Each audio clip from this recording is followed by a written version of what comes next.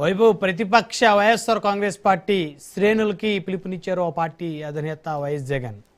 స్థానిక సంస్థల ఎన్నికల్లో వైకాపా సత్తా చాటాలని ఆల్రెడీ కూటమి మీద ప్రజలు తీవ్రమైనటువంటి వ్యతిరేకతతో ఉన్నారని, ఇది తమకి అద్భుతమైన అవకాశం అన్నారు వైకాపా అధినేత మాజీ ముఖ్యమంత్రి వైఎస్ జగన్.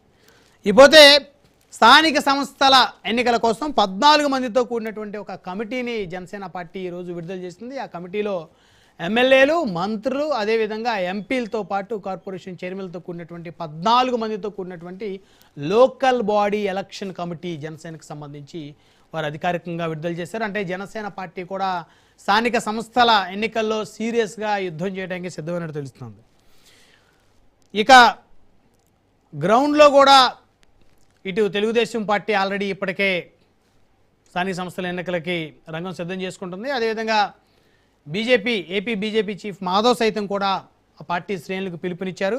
స్థానిక సంస్థల్లో బలంగా సీట్లను దక్కించుకోవాలని, స్థానిక సంస్థలు అయిపోయిన తర్వాత ఒక సమావేశాన్ని కూడా తాము ఏర్పాటు చేయనట్టు కూడా వారు ఇటీవల కూడా ప్రకటించిన పరిస్థితి. ఇక స్థానిక సమరంలో నిలిచేదెవరు, గెలిచేదెవరు అంశాలు చర్చిద్దాం. ఇదే వాళ్ళ పవర్ డిబేట్ స్థానిక సమరం. డిబేట్లో మనతో పాల్గొంటా ఉన్నారు సప్తగిరి ప్రసాద్ గారు, తెలుగుదేశం పార్టీ సీనియర్ నాయకులు, మనతో జుంకలు జాయిన్ అవుతున్నారు. అదేవిధంగా కాసరగడ్డ నాగార్జున గారు భారతీయ జనతా పార్టీ నుంచి మనతోటి స్టూడియోలో జాయిన్ అయ్యారు. ఇక మధుసూదన్ రెడ్డి గారు వైఎస్ఆర్ కాంగ్రెస్ పార్టీ నుంచి మనతోటి వారు స్టూడియోలో జాయిన్ అయ్యారు. ఇక సింగళూరి వెంకటేష్ గారు రాజకీయ విశ్లేషకులు మరికొద్దిసేపట్లో వారు కూడా జుంకలో జాయిన్ అవుతారు. రైట్, ముందు మనం వైఎస్ఆర్ కాంగ్రెస్ పార్టీ రాష్ట్ర అధికార ప్రతినిధి సీనియర్ నాయకులు మధుసూదన్ రెడ్డి గారు ఉన్నారు స్టూడియోలో. సో వారితో మాట్లాడదాం. మధుసూదన్ రెడ్డి గారు, good evening sir. Good evening sir. స్థానిక సమరానికి అటు టీడీపీ ఆల్రెడీ సిద్ధమైపోయింది, జనసేన కూడా ఈరోజు అధికారికంగా ఒక కమిటీని కూడా రిలీజ్ చేసింది. అందులో ఎమ్మెల్యేలు, మంత్రులు, కార్పొరేషన్ చైర్మన్, ఎంపీలతో కూడినటువంటి ఒక కమిటీ గ్రౌండ్లో ఎక్కడెక్కడ వారి స్థానాలు బలంగా ఉన్నాయో ఆ స్థానాల్లో ఎవరెవరు అభ్యర్థులను పెట్టాలనేది ఇమీడియట్గా పికప్ చేయమని చెప్పేసి. టీడీపీ ఆల్రెడీ ఆ పార్టీ 4 దశాబ్దాల అనుభవం పార్టీ, సో వారికి చెప్పాల్సిన అవసరం లేదు. బీజేపీ సైతం కూడా సిద్ధమైంది. మరి వైసీపీ అయితే మీ అధినేత అయితే పిలుపునిచ్చారు, కానీ మరి గ్రౌండ్లో పెద్ద పెద్ద నాయకులు మీ పార్టీ నుంచి వెళ్ళిపోయిన తర్వాత మరి స్థానిక సంస్థలో పోటీ చేయడానికి అభ్యర్థులు బలంగానే ఉన్నారా? బ్రహ్మనాయుడు గారు, ముందుగా మీకు రాజు న్యూస్ టీవీకి యాజమాన్యానికి, అదేవిధంగా వీక్షిస్తున్న ప్రజలకి, స్టూడియోలో ప్యానల్లో ఉన్నటువంటి సోదరులు నాగార్జున గారికి, అన్న సప్తగిరి ప్రసాద్ గారికి, సింగళూరు వెంకటేష్ గారికి శుభ సాయంత్రం.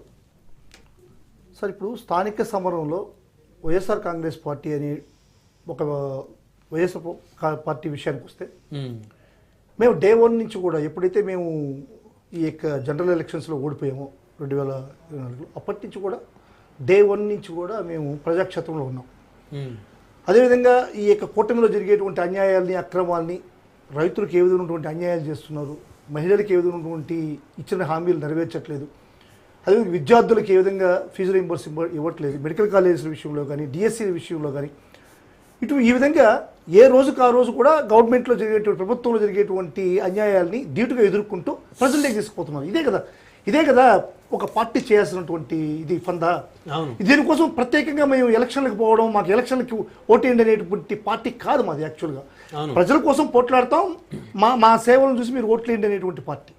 ఇటువంటి క్రమంలో వైఎస్ఆర్ కాంగ్రెస్ పార్టీ ఉంది. ఏ క్షణంలో ఎలక్షన్స్ వచ్చినా సరే జగన్మోహన్ రెడ్డి గారు కానీ, వైఎస్ఆర్ కాంగ్రెస్ పార్టీ కానీ ముందుకు పోవడానికి చాలా సిద్ధంగా ఉంది. మాకు భయం అనేటువంటిది అస్సలు లేదు.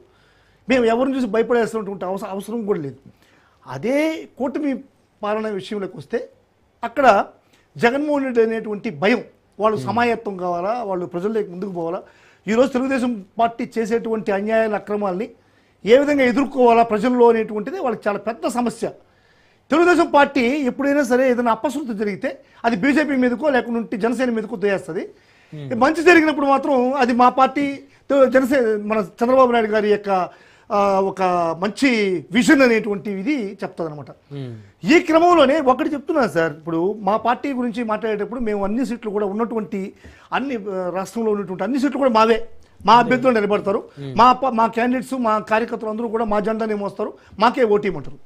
కానీ ఇక్కడ ఈ యొక్క కూటమి విషయంలోకి వచ్చేకాలకి వాళ్ళు వివిధ రకాలైనటువంటి జెండాలు మోయేసినటువంటి పరిస్థితి వాళ్ళ కార్యకర్తలకు ఉంది. ఇప్పుడు లోకేష్ గారు సింపుల్గా చెప్పేశాడు, ఎక్కడైనా సరే సార్ ఒక కూటమిలో ఉన్నటువంటి ధర్మం ఏంటంటే ఎన్ని సీట్లు మాకు రావాలా, ఎన్ని సీట్లు బీజేపీకి పోవాలా, ఎన్ని సీట్లు తెలుగుదేశానికి రావాలా అనేటువంటి విషయాన్ని చర్చించేటప్పుడు కూటమి ధర్మం ప్రకారం ముగ్గురు అధినేతలు, ఆ పార్టీలకు సంబంధించిన అధినేతలు ముగ్గురు కూర్చొని మా సీట్లు ఇవి, మీ సీట్లు ఇవి, మీ సీట్లు ఇవి అని చెప్పాల్సినటువంటి అవసరం ఉన్నది. కానీ లోకేష్ దానికి భిన్నంగా మీకు 15% ఇస్తాను, నీకు 5% ఇస్తాను, నాకు 80% అనేటువంటి విధంగా మాట్లాడడం అనేటువంటిది కూటమి ధర్మం కాదు. ఇంకొక విషయం చెప్పాలంటే అది వాళ్ళు చెప్పుకోవాలి, బీజేపీ జనసేన వాళ్ళు. సో ఇది ధర్మం కాదు, ముందుగా వారు చెప్పటం, ముగ్గురు కలిసి కూర్చొని చెప్పాలి, వాళ్ళు చెప్పాలి. సో అది బహుశా అంటే ఒక వాళ్ళ పార్టీ, వాళ్ళ కూటమితో సంబంధం లేని అపోజిషన్ పార్టీగా మరి మీకు చెప్పేటువంటి రైట్స్ ఏ మేరకు ఉంటాయో మాకు రైట్స్ గా సార్. ఇప్పుడు ప్రజాక్షేత్రంలో 3 పార్టీలు కూడా ప్రజాక్షేత్రంలో ఉండేటువంటి పార్టీలు. ఇప్పుడు 2019లో వైఎస్ఆర్ కాంగ్రెస్ పార్టీ అధికారంలోకి వచ్చిన తర్వాత 2024 వరకు కూడా తెలుగుదేశం పార్టీ ఎక్కడో కలుగుల్లోకి వెళ్ళిపోయినాయి సార్. అసలు ఎక్కడ కానీ ప్రజాక్షేత్రంలో ఒకవేళ ప్రభుత్వానికి వ్యతిరేకంగా ఏదైనా కార్యక్రమాలు చేయాలంటే నిర్వీర్యంగా తెలుగుదేశం వాళ్ళు వచ్చిన పరిస్థితే లేదు. మొత్తం పోట్లాడింది కూడా మొత్తం టోటల్గా కూడా వైఎస్ఆర్ కాంగ్రెస్ పార్టీకి వ్యతిరేకంగా జనసేన కార్యకర్తలు కానీ అదే వేరే మహిళలకు మాత్రమే పోట్లాడారు. కానీ ఈరోజు వైఎస్ఆర్ కాంగ్రెస్ పార్టీకి వ్యతిరేకంగా పోట్లాడినటువంటి వేరే మహిళలు కానీ లేకుంటే జనసేన కార్యకర్తలు కానీ ఎంత నిర్వీర్యమైనటువంటి పరిస్థితుల్లో తెలుగుదేశానికి లోబడి పనిచేయాల్సి వస్తుందో మనం అందరం కూడా చూడాలి. ఇప్పుడు చూడండి సార్, ఇప్పుడు నాగబాబు గారికి ప్రత్యక్షంగా ఆ రోజు ముఖ్యమంత్రిగా ఉంటున్నటువంటి చంద్రబాబు నాయుడు గారు రిటర్న్గా రాసిచ్చాడు, నేను క్యాబినెట్ హోదా ఇస్తానని చెప్పాను. ఇప్పుడు క్యాబినెట్ హోదా ఇచ్చాడా? కనీసం క్యాబినెట్ హోదా ఇవ్వలేదు కదా. పాపం ఆయన వాళ్ళ అన్నగా చెప్పిన హామీని నెరవేర్చలేకపోతున్నాడు, ఆయన బాధపడుతున్నారు కదా. బాధపడుతున్నాడు. ఇవ్వబడడం తప్పే కదా. చంద్రబాబు పవన్ కళ్యాణ్ గారు, చంద్రబాబు గారు ఇవ్వడం తప్పే కదా. తప్పు. మరి మీ దువ్వాడ శ్రీనివాస్ గారు ఏం మాట్లాడారండి? 100% ఈ పార్టీ ఎమ్మెల్సీగా దువ్వాడ శ్రీనివాసరావు గారు మా పార్టీ ఎమ్మెల్సీ కాదు, మా పార్టీ నాయకుడు కాదు. దువ్వాడ శ్రీనివాసరావు మాట్లాడేటువంటివి మా పార్టీకి అంటకట్టద్దు. ఎందుకంటే అతన్ని ఎప్పుడు జగన్మోహన్ రెడ్డి గారు వైఎస్ఆర్ కాంగ్రెస్ పార్టీ వెలివేసింది. ఆయన మాటలు మా పార్టీకి అంటకట్టబాకండి, మా పార్టీకి ఆయనకి సంబంధం లేదు. వెలివేసింది కలపండి, నో ఇష్యూ. ఇప్పుడు జగన్మోహన్ రెడ్డి గారి మాటలు నేను చెప్తున్నాను కానీ నా మాటలు కాదు సార్. ఇప్పుడు ఆయన వైఎస్ఆర్ కాంగ్రెస్ పార్టీ నుంచి బహిష్కరించబడ్డటువంటి ఒక నేత బహిష్కరింపబడ్డాడు సార్. అదే తెలుగులో ఇంకా పర్యాయ పదాలు ఇవన్నీ. ఇప్పుడు బహిష్కరింపబడ్డా అక్కడ వెలివేశాడు అనేటువంటిది పర్యాయ పదాలే. ఇప్పుడు ఆయన చేసేటువంటి వ్యాఖ్యలన్నీ కూడా మా పార్టీకి మాట్లాడడం అనేటువంటిది, అంటకట్టడం అనేటువంటిది అన్యాయం, అక్రమం. నేను దాన్ని ఖండిస్తున్నా.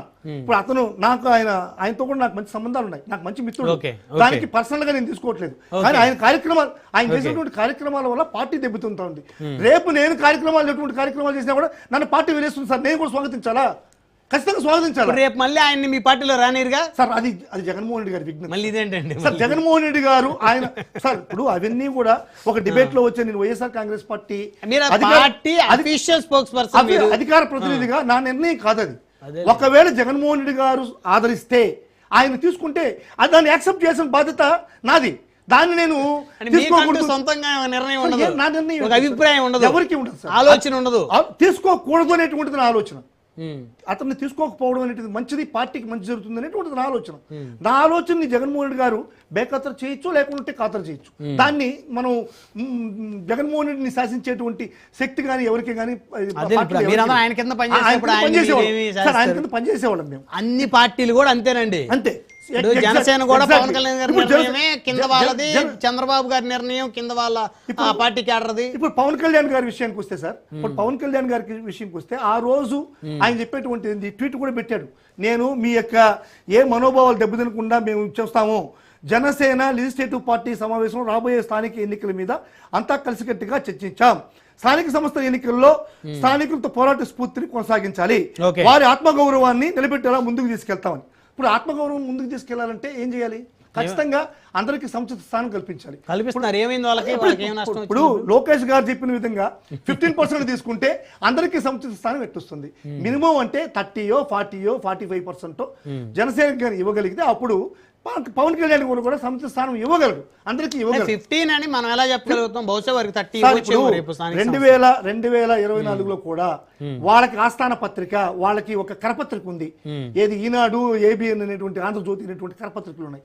ఆ కరపత్రికలో ఏదైతే ప్రకటన చేశాడో 21 సీట్లకి అని చెప్పని, ఆ 21 సీట్లకే వాళ్ళు కన్ఫర్మ్ చేసి, సార్ చంద్రబాబు నాయుడు నైజం అదే, ఒక లీక్ ఇస్తాడు, ఆ లీక్ మీద నిలబడేదానికి ప్రయత్నిస్తాడు. రైట్, 1 by 1 మాట్లాడదామండి.